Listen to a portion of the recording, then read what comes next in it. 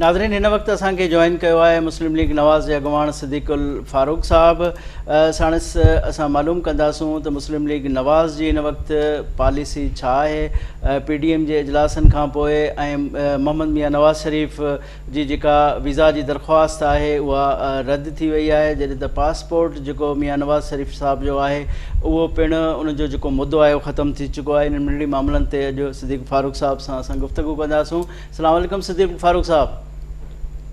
जी वालेकुम अस्सलाम जनाब अली मिजाज ग्रामी। सिद्दीकुल फारूक साहब, ये बताएं कि मियां मोहम्मद नवाज़ शरीफ साहब की वीज़ा की जो लंदन में दरख्वास्त है वो मुस्तरद की गई है, आप क्या समझते हैं कि ज़ाहिर है उसकी जो पासपोर्ट है, पासपोर्ट की भी मियाद ख़त्म होने वाली है, तो आप क्या कहेंगे, क्या इस वक्त जो मुस्लिम लीग नवाज़ की क़यादत को चैलेंजेस हैं और मौजूदा जो सूरत हाल है, हुक्मरानों का जो रवैया है अपोजिशन से, उस पर आप क्या कहेंगे? जी गौहर साहब, मुस्लिम लीग नून की क़यादत को बिल्कुल किसी किस्म का कोई चैलेंज दरपेश नहीं है। अल्हम्दुलिल्लाह, चैलेंज तो उस वक्त दरपेश होता है जब आवाम में क़यादत की साख ख़त्म हो जाए या मुतासर हो।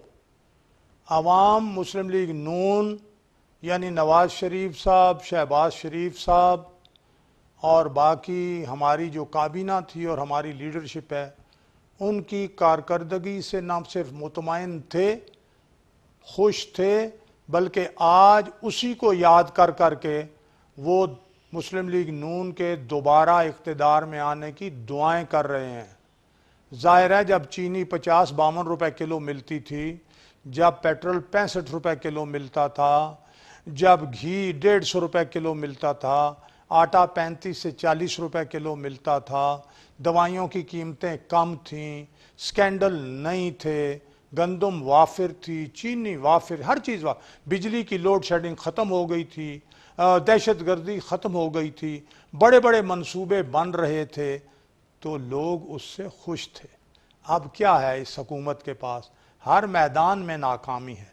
अब मैं आता हूँ वीज़ा और बरतानिया की हुकूमत या बरतानिया के होम ऑफिस की तरफ से वीज़ा न देने की बात। देखिए, ये वहाँ जितने शहरी होते हैं जो बाहर से जाते हैं, उनके हवाले से ये एक रूटीन की बात है और अपील जो है वो दायर कर दी गई है। आपने तज्ज़िये पढ़े होंगे, आपने बरतानिया में रहने वाले जो लोग हैं, जो कानून जानते हैं, उनकी बातें भी सुनी होंगी कि ये रूटीन की बात है। पहली बात तो ये है कि हमने अपील दायर कर दी है, जवाब भी हमारा चला गया है। ये अपील के बाद अगर फ़र्ज़ करें होम मिनिस्ट्री ने इसके बावजूद कहा कि नहीं हम वीज़ा दे सकते, तो फिर उनके पास अदालत में जाने का जो है वो गुंजाइश और ऑप्शन मौजूद है। तो इसमें तो वैसे ही 1.5-2 साल लग जाते हैं। फिर मैं एक और बात आपसे अर्ज़ करूं कि हसन और हुसैन जो हैं वो चूँकि सियासत में नहीं हैं और वो वहाँ के शहरी हैं, वो भी अपने वालिद साहब को अपने पास रख सकते हैं। तो ये जो इमरान खान और ये शेख रशीद टाइप लोगों का ये ख्याल है कि जनाब वो उन्हें निकाल देंगे, तो ऐसी बात नहीं है। और दूसरी बात, मैं ये भी आपके ज़रिए आपके ज़्यादा सुनने वाले मेरे सिंध के भाई बहन, नौजवान, बुज़ुर्ग, मर्द, औरतें, सब के सामने ये बात रखूँगा कि जनाब अली ये नवाज़ शरीफ साहब जूँ ही उनका इलाज मुकम्मल हो गया, वो पहले की तरह पाकिस्तान में वापस आएंगे। वो बैरून मुल्क रहना पसंद नहीं करते, इसलिए जिस तरह पहले वो अपनी बेटी का हाथ पकड़ के पाकिस्तान आए, अपनी अहलिया को बिस्तर मर्ग पर छोड़कर और जेल चले गए, वो अब भी इंशाल्लाह पाकिस्तान वापस आ जाएंगे। सिद्दीकुल फारूक साहब, ये बताएं कि अभी हुकूमत का ये कहना है कि मियां नवाज़ शरीफ साहब की बीमारी के हवाले से लाहौर हाई कोर्ट में जो मेडिकल रिपोर्ट पेश की गई है, उस रिपोर्ट में मेंशन नहीं किया गया है कि मियां साहब को کون سی بیماری لاحق ہے اور جس کا علاج پاکستان میں نہ ہو؟ اب یہ بیماری کا بہانہ جو حکومت بار بار مینشن کرتی ہے، آپ کیا سمجھتے ہیں کہ یہ اسپیس ایک ایسے پولیٹیکل لیڈر کو جو 3 بار وزیر اعظم رہا ہو، وزیر اعلیٰ رہا ہو، تو اس کو بیماری علاج کے حوالے سے بھی مشکلات پیش آ رہی ہیں، آپ کیا کہیں گے؟ پہلی بات تو میں آپ سے عرض کروں گا کہ 22 سال میں اگر عمران خان نے کوئی سچ بولا ہے، اور بالخصوص جو 8 سال کی ان کی KPK کی حکومت ہے اور 3 سال مرکز میں ہو گئی ہے، اس دوران کوئی وعدہ پورا کیا اور کوئی سچ بولا ہو تو میں ان کی یہ بات بھی مان لوں۔ اب آپ کو یاد دلاتا ہوں کہ یہی انہی کے وزیر صحت یاسمین راشد جو پنجاب کی ہیں، وہ ایک دن چھوڑ کے دوسرے دن وہ نواز شریف صاحب کی صحت پر پریس کانفرنس کرتی تھی۔ انہی کے ایکسپرٹس تھے، انہی کی لیبارٹریاں تھیں، انہی کے ڈاکٹرز تھے، وہی بتا رہے تھے، اور اس دوران نواز شریف صاحب کو ہارٹ اٹیک بھی ہوا، اور انہی کی یہ رپورٹ تھی کہ نواز شریف صاحب کا علاج پاکستان میں ممکن نہیں ہے۔ پھر یہاں سے یہ معاملہ فیڈرل کیبنٹ میں عمران خان نے بلایا، پھر وہاں انہوں نے کہا کہ ہاں یہ بات ٹھیک ہے، پھر عمران خان نے شوکت خانم کا میڈیکل ڈائریکٹر بھیجا، پھر اس نے بھی آ کے رپورٹ دی کہ جی معاملہ صحت کا تشویشناک ہے، پھر انہوں نے منظوری دی، پھر نواز شریف صاحب گئے۔ اب جب نواز شریف صاحب گئے تو ان کا یہ خیال تھا کہ وہ جو جھوٹا کیس بنا ہوا ہے 7 ارب کا کہ جی اس کی کوئی گارنٹی ضمانت، تو پھر عدالت نے ضمانت کی کوئی ضرورت نہیں سمجھی۔ اب عدالت نے جس بنیاد پر نواز شریف صاحب کو بیرون ملک جاننے کی اجازت دی، اسی عدالت میں وہ میڈیکل رپورٹ جمع کرا دی گئی ہے۔ اب یہ عدالت کا کام ہے، یہ عمران خان کیا ہے؟ عمران خان پاکستان کا چیف جسٹس لگا ہوا ہے، یا یہ ہائی کورٹ کا چیف جسٹس ہے، یا یہ ساری کابینہ جو ہے یہ سپریم کورٹ کی عدالت کی جگہ لے چکی ہوئی ہے کہ یہ فیصلے کرتے پھریں؟ یہ پروپیگنڈا کرتے ہیں، اور جو پروپیگنڈا کرتے ہیں وہ آخر ان کے منہ پر جو ہے وہ کالک مل دیتا ہے۔ جس طرح انہوں نے قرضوں کا کمیشن بنایا کہ جی قرضے کھا گئے ہیں، وہ قرضوں کے کمیشن نے کہا سارے قرضے اپنی جگہ پہ خرچ ہوئے ہیں۔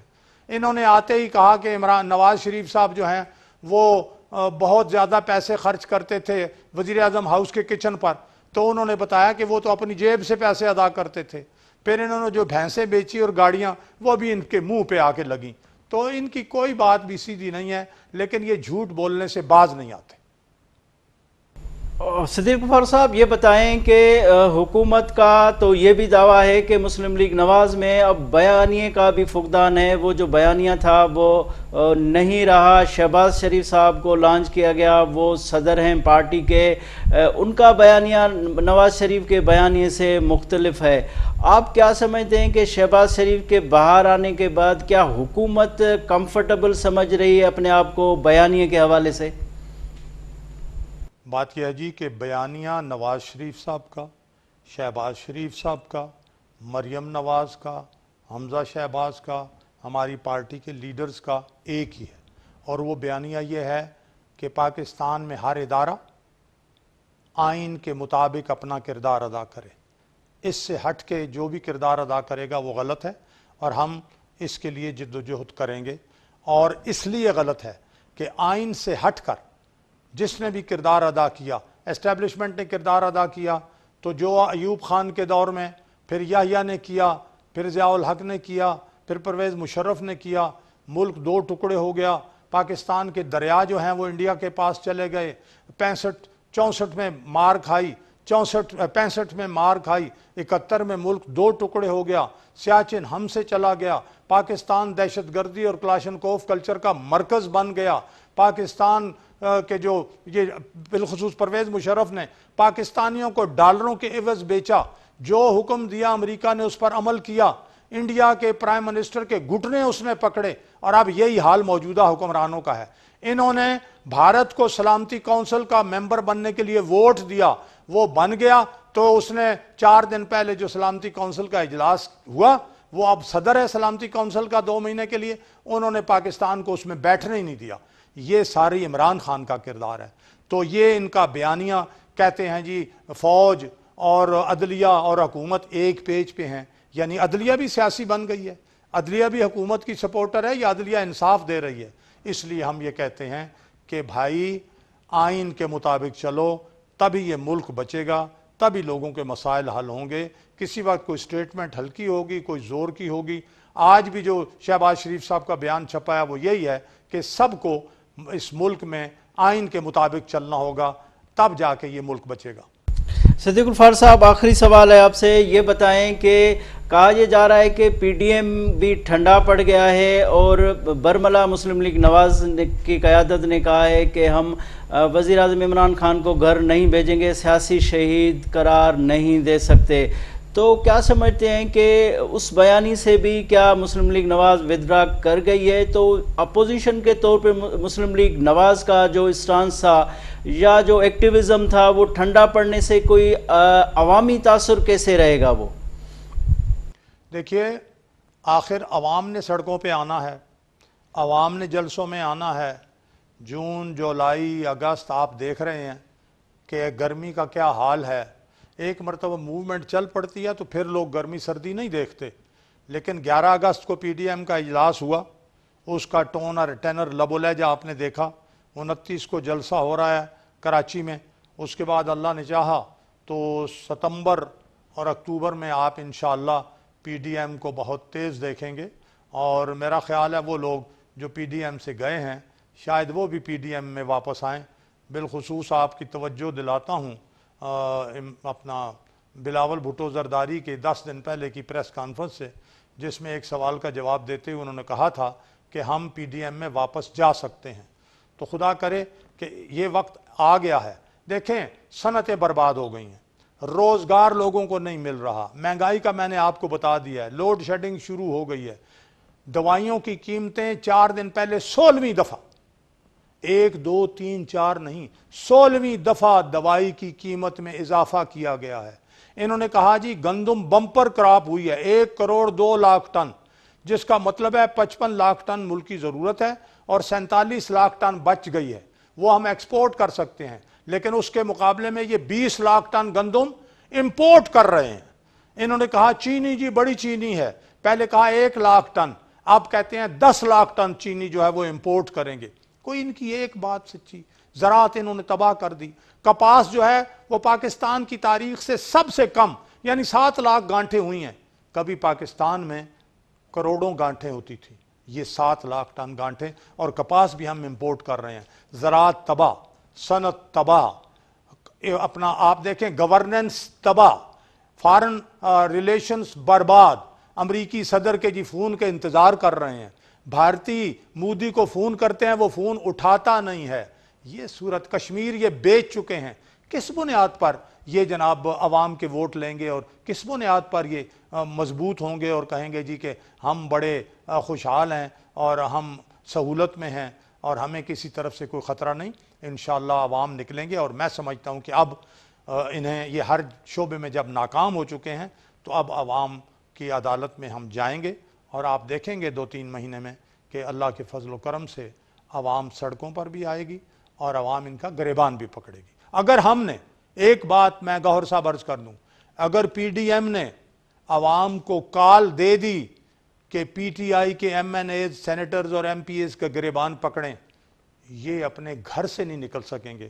ہم یہ شاید نہ کریں، لیکن اگر ہم نے کال دے دی تو پی ٹی آئی کے لوگ اور پی ٹی آئی کے ارکان پارلیمنٹ اپنے گھروں سے نہیں نکل سکے۔ ٹھیک ہے صدیق الفار صاحب، بہت شکریہ، آپ نے ہمیں ٹائم دیا۔ ناظرین ہتے وٹھوں تا مختصر بریک بعد حاضر تھینداسوں۔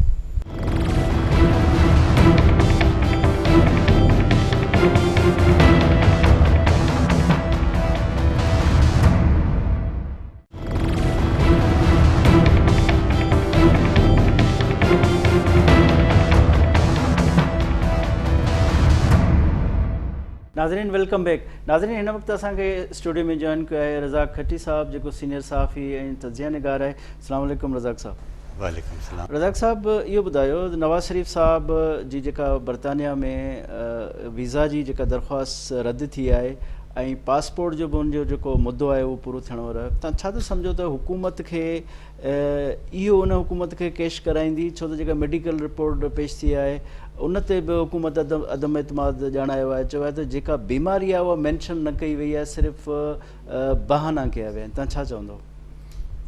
गौर साहब, मुंहिंजो ख़्यालु आहे त हुकूमत हर रोज़ु कुझु न कुझु नवां इशूज़ पैदा पाण करे थी, या कुझु पैदा थियनि था उन खे हू पंहिंजे हक़ में इस्तेमालु करे थी। नवाज़ शरीफ़ जो जेको मामिलो आहे उहो ज़ाहिर आहे त इन्हनि जी मिनिस्टर हुई सूबाई वज़ीर जेका पंजाब वारी, उन चयो त नवाज़ शरीफ़ जी हालत ॾाढी ख़राबु आहे। उनखां पोइ जॾहिं नवाज़ शरीफ़ रवानो थी वियो त पोइ इमरान ख़ान साहिबु जेको आहे सो उनखे इहो अहसासु थियो त असां खां वॾी ग़लती थी वई आहे। नवाज़ शरीफ़ वियो हलियो, ठीकु आहे, मेडिकल वीज़ा ते वियो। हाणे सूरत हाल इहा आहे त जंहिं अंदाज़ सां ही तासुरु ॾियनि था त को नवाज़ शरीफ़ खे हुतां बरतानिया डिपोर्ट करे छॾींदो, नवाज़ शरीफ़ हिते ईंदो, वरी हुनखे अडियाला जेल जे अंदरि मुंतक़िल कयो वेंदो, मुंहिंजो ख़्यालु अहिड़ी का बि ॻाल्हि कोन्हे। ही क़ानूनी तौर ते जेको आहे सो पहिरीं हिकु फोरम आहे, उनखां पोइ ॿियो सेकेंड आहे, उनखां पोइ तव्हांजी हाई कोर्ट आहे। इहो मामिलो काफ़ी डिघो थींदो। इहो माना उन सूरत में जॾहिं हू पंहिंजी पोज़ीशन जंहिं ते हू स्टैंड करे थो पंहिंजी बीमारी वारी, उनखां पोइ इहो सॼो अरसो गुज़रण खां पोइ उन बावजूदि जे कॾहिं उनखे को उनजे ख़िलाफ़ु फ़ैसिलो अचे थो त पोइ उन वटि ॿियो बि ऑप्शन आहे सियासी पनाह जो।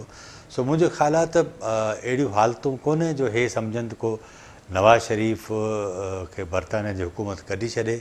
ऐं ॿियो सॼी तारीख़ बरतानिया जी आहे, उन में को चंद माण्हुनि जो ई अहिड़ो मुश्किल सां को मिसाल मिले थो जंहिंमें उन्हनि 60 साल खां मथे ॼमार जा माण्हू हुजनि ऐं उहे कोर्टनि मां सज़ा याफ़्ता हुजनि ॾुहारी, उन्हनि खे उन्हनि मुल्कनि जे हवाले कयो हुजे जिन खे उहे घुर्बल हुजनि।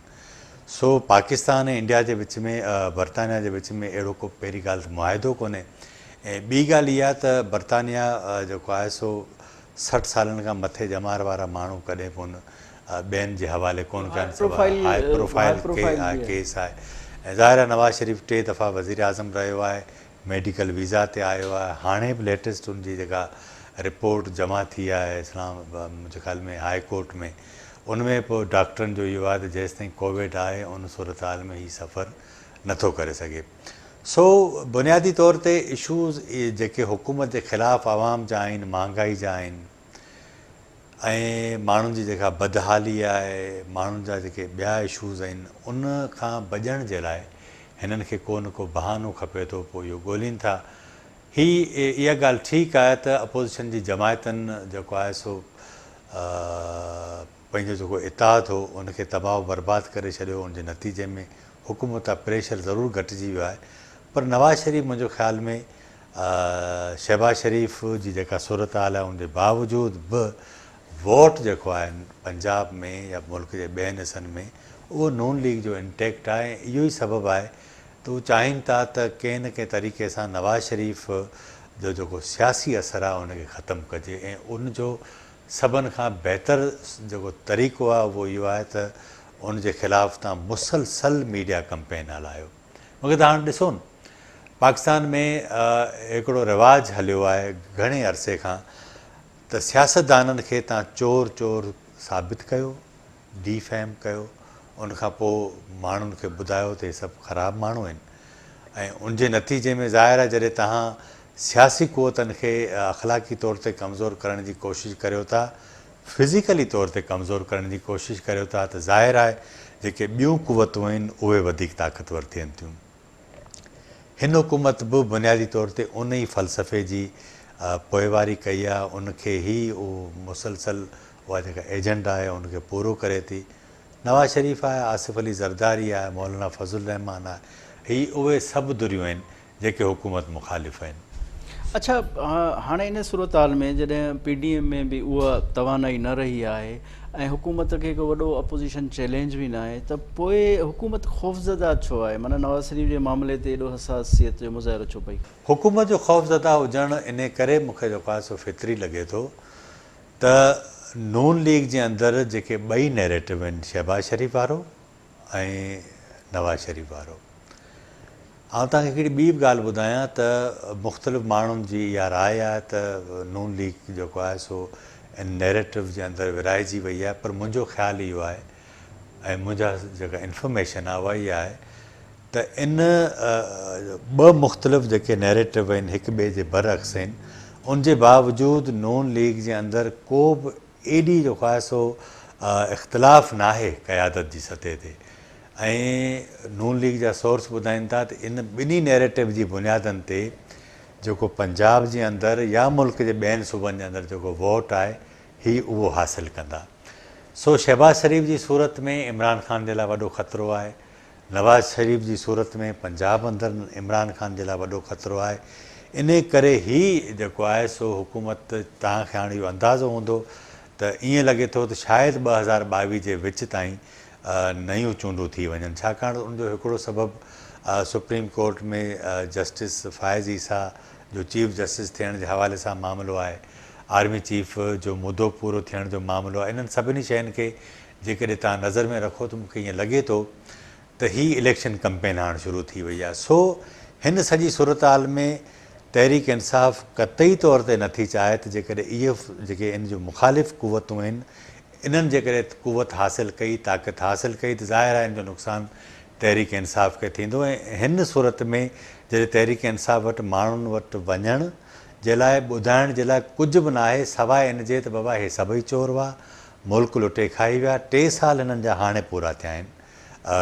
कल्ह जेको आहे सो 13 अगस्त ते हिननि जो 12 अगस्त ते टियों पार्लिमानी साल मुकमल थियो आहे। पर 3 सालनि में छा थियो आहे? मक़सदु आम माण्हू जेको आहे उनजी इनकम घटिजी वई आहे, आम माण्हुनि जा ख़र्च वधी विया आहिनि। हाणे हिन सॼी सूरत हाल जे अंदरि आम माण्हू तमामु घणो तंग आहे। तव्हां मार्केटनि में वञो, माण्हुनि जो दुकाननि जा किराया नथा निकिरनि, मुलाज़िमनि जी पघार नथी निकिरे। हिन सूरत हाल जे अंदरि हे भली चवनि था त मुल्क जेको आहे सो सॼो खीर जूं नदियूं वहनि थियूं, पर ईअं न आहे। सूरत हाल इहा आहे त माण्हुनि जी हालत ॾाढी तंग अच्छा, आहे। तव्हांजो चवणु इहो आहे त जेको शहबाज़ शरीफ़ जो नैरेटिव आहे या मियां साहब जो नैरेटिव आहे, इहो पार्टी खे स्ट्रेंथन करे थो ऐं हिननि जी हे ॿई वोट वठंदा, हुन ते बि वठंदा, हिन ते बि वठंदा। ठीकु आहे, त पोइ मरियम नवाज़ किथे स्टैंड कंदी?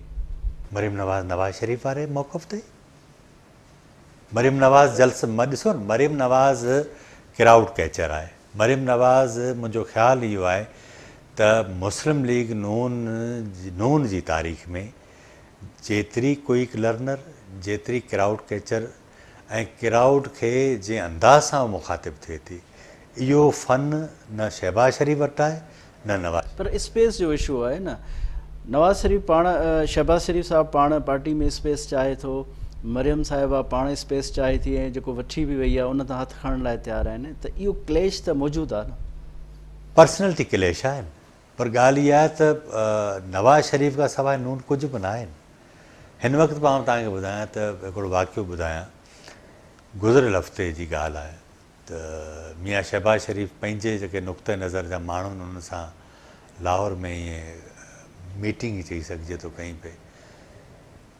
मैसेज वियो आहे लंडन, मियां नवाज़ शरीफ़ शहबाज शरीफ़ खे फ़ोन कई, चई हाल अहिवाल वरितई, छा पिया करूं? चयो थी दोस्त वेठा आहिनि, कचहरी पिया करियूं, कोई इजलास आहे। चई केरु केरु आहे? चई फलाणा फलाणा आहे।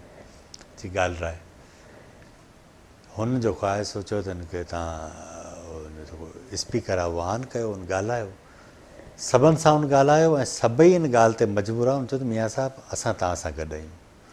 ज़ाहिर आहे शहबाज शरीफ़ जी उहा पोज़ीशन कोन्हे। शहबाज शरीफ़ गवर्नेंस सुठी थो हलाए, मैनेजर सुठो आहे, पर वोट नवाज़ शरीफ़ जो आहे, वोट मरियम जो आहे।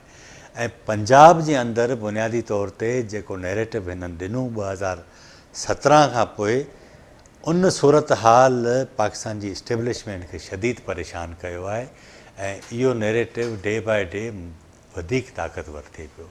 हिन सॼी सूरत हाल जे अंदरि हिननि जे लाइ इशू इहो आहे त शहबाज शरीफ़ खे टोड़ण जे लाइ उन्हनि कोशिशूं कयूं, शहबाज शरीफ़ टुटे नथो।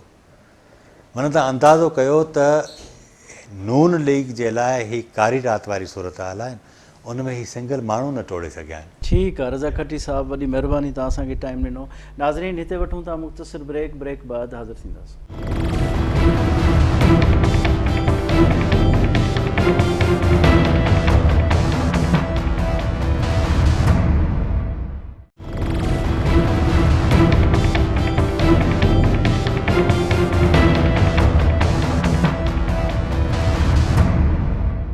नाज़रीन वेलकम बैक। नाज़रीन हिन वक़्तु असांखे टेलीफोन लाइन ते जॉइन कयो आहे नसीर मेमन साहब जेको तजिया निगार आहे। अस्सलाम वालेकुम नसीरिया साहब। जी वालेकुम। नसीर साहब इहो ॿुधायो त हीअ जेको मुतरका मिल्कियतुनि जे हवाले सां कानून जी वज़ारत कमेटी ठाही आहे वज़ीर आज़म साहब जे हुकुम ते त 71 में जेके बंगाली विया ऐं उहा मिल्कियत सस्पेंड कई वई आहे ऐं इहो फ़ैसिलो कयो वियो आहे त ॿीहर बंगालियुनि खे इहा मिल्कियत ॾिनी वेंदी। तव्हां छा था सम्झो त दुनिया में को अहिड़ो उसूल आहे त का क़ौम का बि बिरादरी जेकॾहिं मुल्क छॾे वञे त उनजी मिल्कियत जेका सन ऑफ सॉइल खे ॾियण बजाए उहो साॻे ई क़ौम जे माण्हुनि खे ॾिनी वञे? ॾिसो हाणे जेको वज़ीर आज़म साहब जो कानून वारो वज़ीर आहे उहो शुरू खां वज़ीर आज़म साहब खे उर्दुनि सलाम ते हलाए पियो।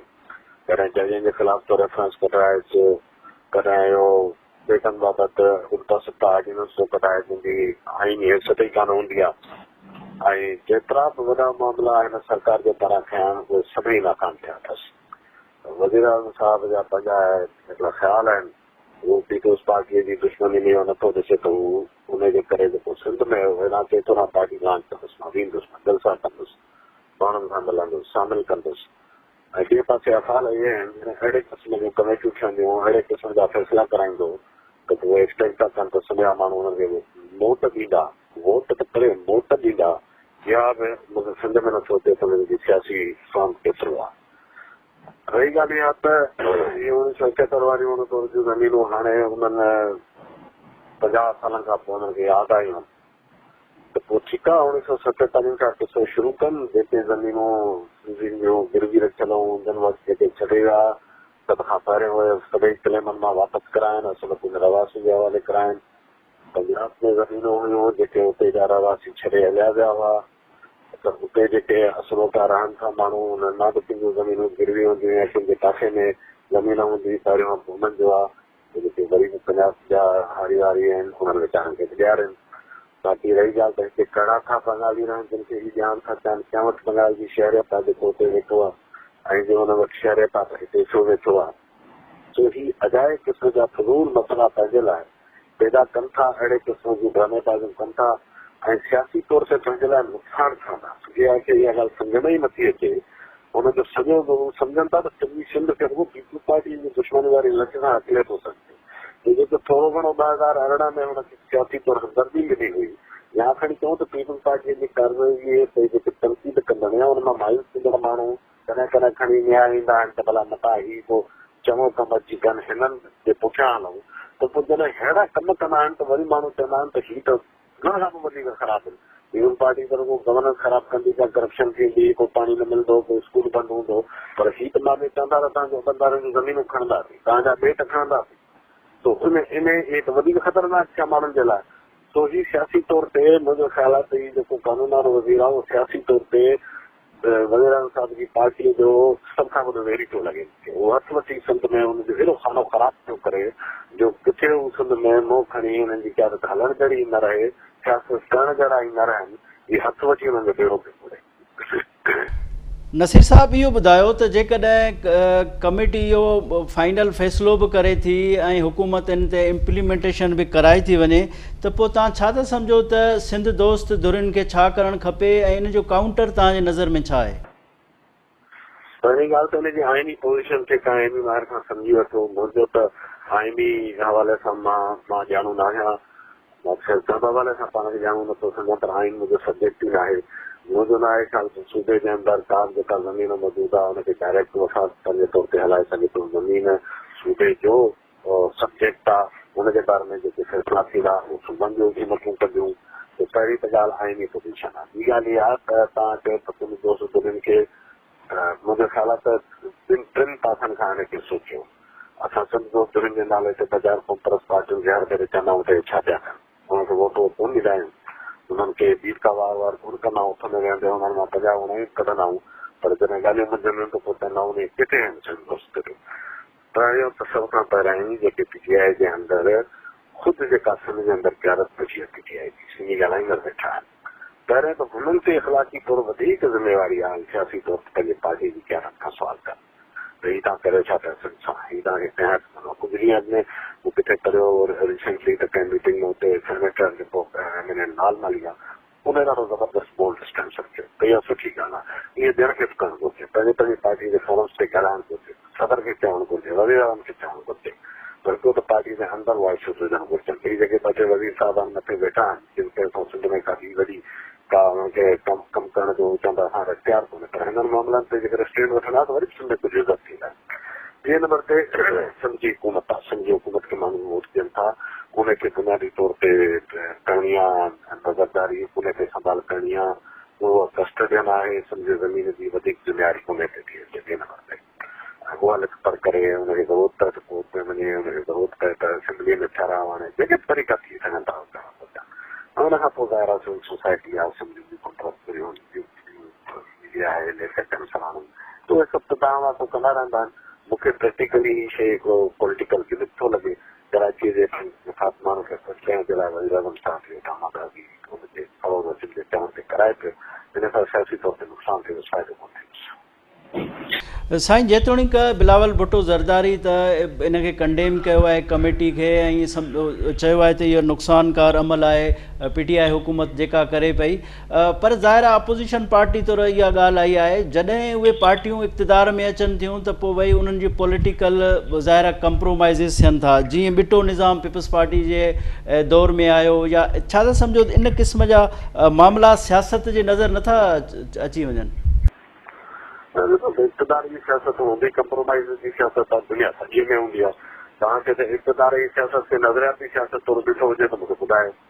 पावर जो मसइलो ई अहिड़ो आहे, कॉम्प्लेक्स मामलो आहे, जॾहिं तव्हां रूल कयो था ऐं पाकिस्तान जहिड़े कॉम्प्लेक्स स्ट्रक्चर में कयो था, इहे कंप्रोमाइज़ थींदा आहिनि, मूंखे तरसयूं थींदियूं आहिनि, पर इम्पॉर्टेंट शइ आहे पार्टी कंदी आहे, नवाज़ शरीफ कंदी आहे, PTI करंदी, सभु कंदा, फ़र्क़ु हिकिड़ी शइ जो हूंदो आहे। तव्हां जॾहिं बिटो निज़ाम सॼे माण्हुनि रद्दमल कयो त पीपल्स पार्टी हालांकि हुन ते बिल पास कराए चुकी, हुनखे पोइ ते अचिणो पइजी अची वई पोइ ते। अॼुकल्ह तव्हां बेटनि वारे मामले ते ॾिसो, तव्हां लेटर लिखी लिख पढ़ कयनि, सिंध जे माण्हुनि रद्दमल कयो, पोइ ते हेठि आहे। सवाल इहो आहे त छा तव्हां पब्लिक जे राय खे मान ॾियो था? तव्हां त मसइले में कोशिशि कयो, हाणे पब्लिक हुनखे नथी मञे त पोइ तव्हां हुन राय खे मान ॾियो, इहा आहे अहम ॻाल्हि। PTI जी कहिड़े सां मसइलो इहो आहे त उहो सिंध जे मामलनि में त सिंध जी पब्लिक जे राय खे ई मान ॾियण लाइ तयारु कोन्हे।